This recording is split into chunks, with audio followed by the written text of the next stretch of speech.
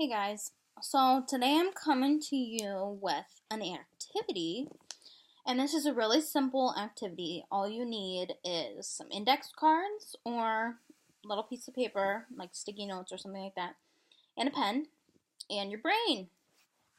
Um, I learned this activity in PHP and have found it really helpful, and so I thought it would be good to share on here because I do use this in my own life, and like I said, found it really useful.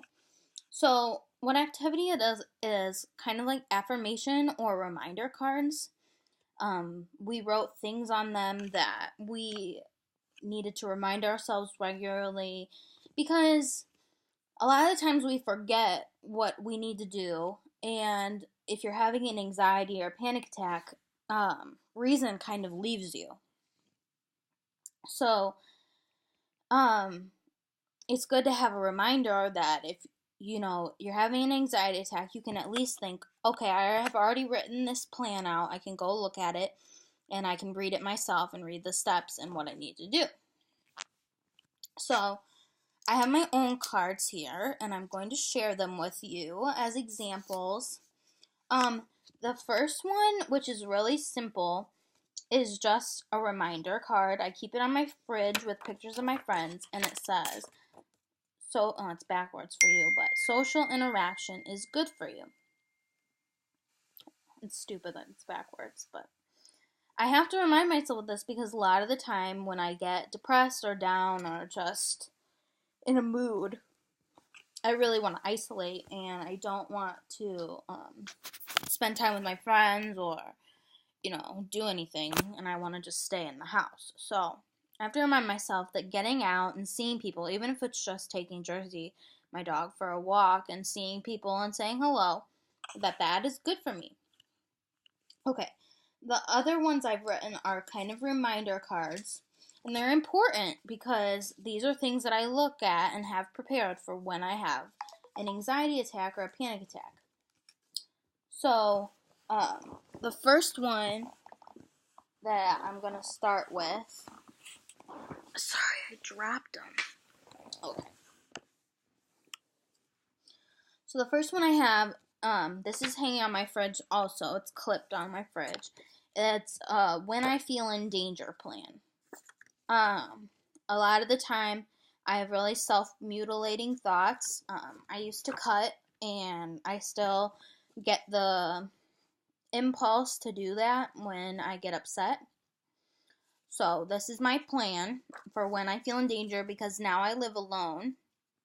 So I'm at higher risk of, doing something I will regret or that could put me in the hospital because I live alone and won't have anybody there to stop me, if I get into the mood. So, step one, do something you like to do, coloring, walking, reading, and see if your mind calms. So that's my first step. Then proceed to step two. Reassess your feelings and thoughts, then make plans for someone to come over or for you to go somewhere. Then step three. If the feelings or thoughts get too overwhelming and you are at risk, leave immediately and stay out of the bathroom because that's where I keep my razors for shaving, and that's my tool of choice. And then step four.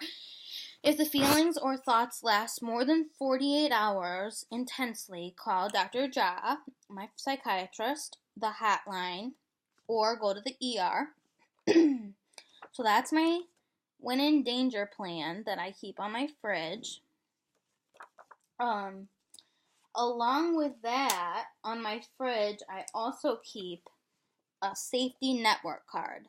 And this is important because, like I said, when you get, worked up, you're not always thinking correctly. And this is just a reminder that you do have people that you can call. So, I have, like, my boyfriend, my mom, and dad. And I have a couple of my friends on here. But most importantly, I have my doctor's number, my psychiatrist, the mental health hotline, which if you look at your local hospital probably has a mental health hotline, or there is a national mental health hotline. that you can call, suicide prevention hotline, and then my therapist. Because usually, when this is happening and this is really intense, I see my therapist once a week. But, sometimes you really need to call and see if you can get in earlier because you're having a hard time.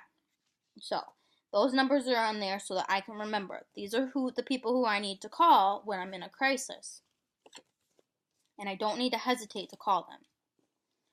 And then the last one I have, and I feel like I'm going to make a lot more because these are really helpful to me.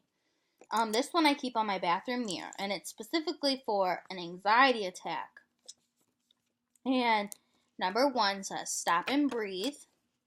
2, choose an activity. Listen to music, vacuum, or clean something. I don't know why, but cleaning always takes my mind off things. And then 3, calm yourself enough to read, because reading kind of takes you to a different place. So if I could calm myself to the point where I can read, then I would be pretty good. So those are just the reminder cards I have hanging around my house. And if you have your own index cards or pieces of paper, I really suggest making these. I know they seem juvenile and kind of stupid, but I don't know. You don't realize until you're having a panic attack that you really don't have clear thinking and you really don't have that, peace of mind to make good decisions and to remind yourself of everything. Everything's just kind of, really intense and really jumbled at the time. So I highly suggest making these. They really don't take long to make, and they're really not hard to, hang up. You can have positive affirmations. Those are ones I'm going to work out and put on my bathroom mirror. And I think I'm going to make a video about that because I have like a picture for it. So that's a different lesson. But like I said, they're just really good reminders, things that you need to know. So, when you have a mental illness, more than anything, I think it's important to make a safety plan. And usually if you're in the hospital, you'll make a safety plan before you're discharged, or sometimes counselors make you make a safety plan, promising that you won't hurt yourself or anything like that. But it's important to have things in place so that you and your loved ones know what to do when a situation like this happens.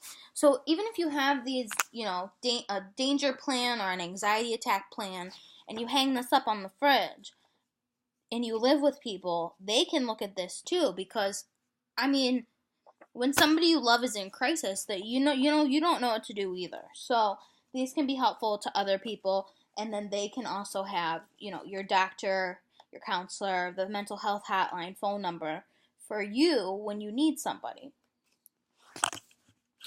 So that's my activity for today. I hope you go and make these, and if you make them and post them around your house, I would love to see them. You can post in the comments or email me.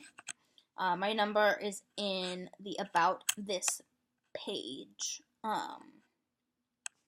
link. So thanks, and I will see you next time.